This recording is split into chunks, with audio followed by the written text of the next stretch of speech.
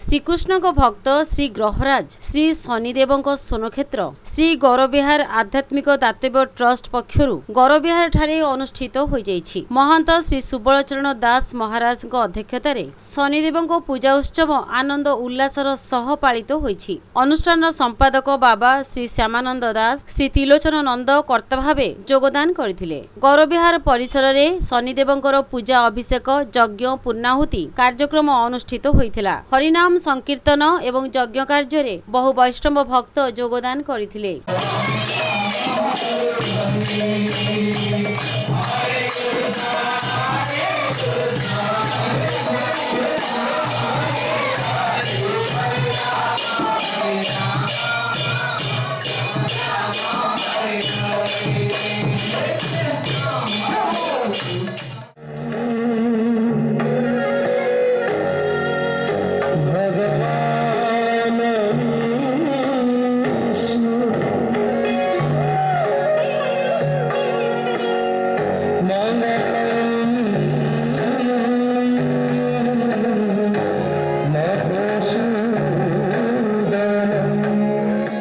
ଏହି ଅବସରରେ ଶ୍ରୀ ନିମାଇ पंडितଙ୍କ ଗ୍ରନ୍ଥ ମନ୍ଦିର ଉନ୍ମୋଚିତ ହୋଇଥିଲା। ଏକ ସାଂସ୍କୃତିକ କାର୍ଯ୍ୟକ୍ରମର ଆୟୋଜନ କରାଯାଇଥିଲା। ଶନିଦେବଙ୍କ सोनक्षेत्र उत्सव ଅବସରରେ ଗୌରବିହାର आध्यात्मिक दातव्य ट्रस्टर महंत श्री सुबलचरण दास महाराज कहती आज पवित्र वैशाख मास शुक्ल पक्ष शनिवार दिवस भगवान श्रीकृष्ण परम भक्त ग्रहराज शनीश्वर सोनक्षेत्र उत्सव आज आमर आश्रम पालन अवसर में गौरांग महाप्रभुंर बाल्यकाल ना था निमाई निमाई पंडित बरी विश्व विख्यात तांकर नाम रे नामित एक ग्रंथ मंदिर उन्मोचन आज करागला।